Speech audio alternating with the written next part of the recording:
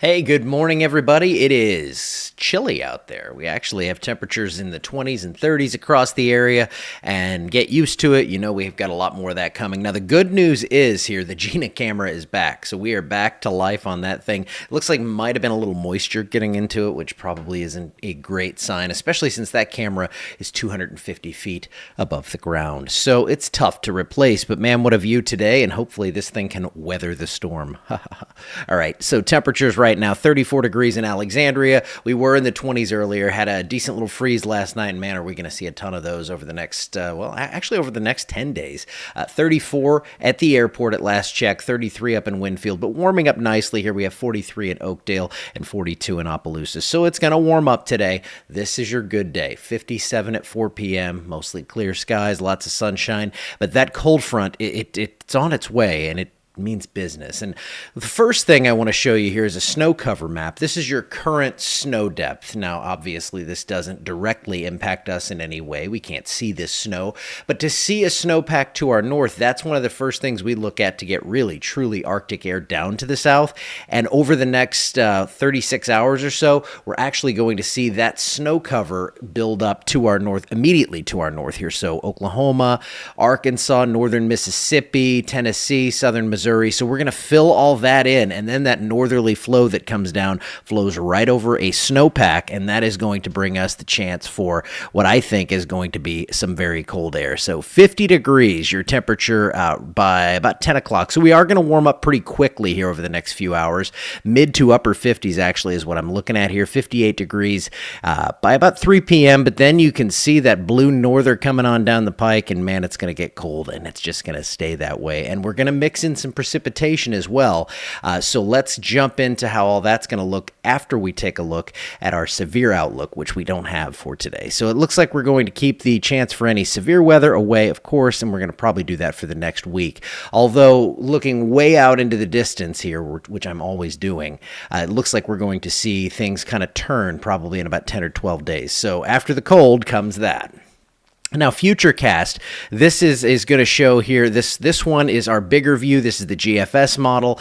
This one is going to be a little lower resolution. So this is at least gives us a general idea. You can see that snow falling off to the north in Arkansas, some mixed precipitation just to the northwest here, actually kind of sneaking into our area per this model by about 4 a.m. Now, by 6 p.m., the GFS, which is actually one of the drier models, shows us with some mixed precipitation pretty much area-wide. I actually think the chance to see the mixed precip is going to get all the way down to I-10, and that's because this air mass is very cold. So in this depiction of things, that's what we're seeing there. Then we see that surface low develop, and they even bring the heavier mixed precipitation, the GFS model does, across areas just south of Alexandria. So that's what we're going to have to fine-tune, especially as we get these higher resolution models in. Now, Futurecast on the, this is the Barron model. No, that's the HRRR. So this is the high resolution one that I'm really wanting to look at. And you can see here that this is breaking out that mixed precipitation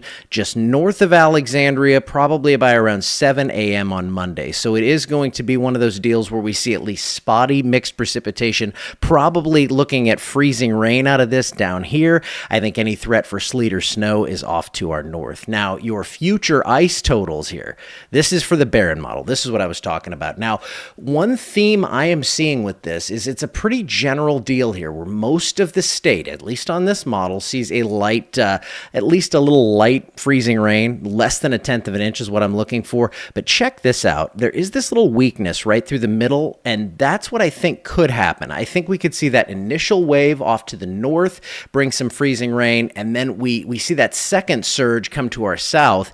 And it's possible, and this is what we're seeing in the WPC outlook here. It looks like heavier totals, heavier precipitation amounts are going to fall to our north and to our south, right through the middle of the area. We're looking at lighter totals. This is going to be fine-tuned as we get those high-resolution models in, but it's something that these models are picking up on. Now, all that being said, here is your winter storm impact forecast that's put out by the National Weather Service, and it looks like we're going to see limited to minor impacts. Now, I don't love this map because you can get some pretty major impacts if those temperatures fall and you see the bridges start to freeze up. So I don't want you to think, well, nothing's going to happen. I think what this is trying to convey is the chance for power outages is very low. So we're not looking for a lot of that, but we are looking for at least some issues on the roadways. Let's take a look at the 7-day forecast actually and see what we have going on here. So I kept chances pretty similar. I went ahead and I kept, let me pop me off here. There we go. I kept the rain chance or the freezing rain chance at 60% on Monday. I'm still not sold we get 100% coverage here, and it's a wintry event, so you don't like to guarantee anything, and then, you look silly. Rain chances very low tomorrow, but then we get another little round of things on Thursday. Now, that's another one where it's warm on Thursday during the day, but I'll watch for any signal that we would see any mixed precipitation coming into the area there. Basically, our chances to see more than 1/10 of an inch of freezing rain are pretty much below 30% area-wide. So with those lower chances of that, I think we're going to see, I think we're going to keep power. But I think we're also going to see some nasty roadways, and that's what we're going to be looking for. Taking a look out into the future a little bit further, there's our precip outlook. There I am. Hey, how you doing?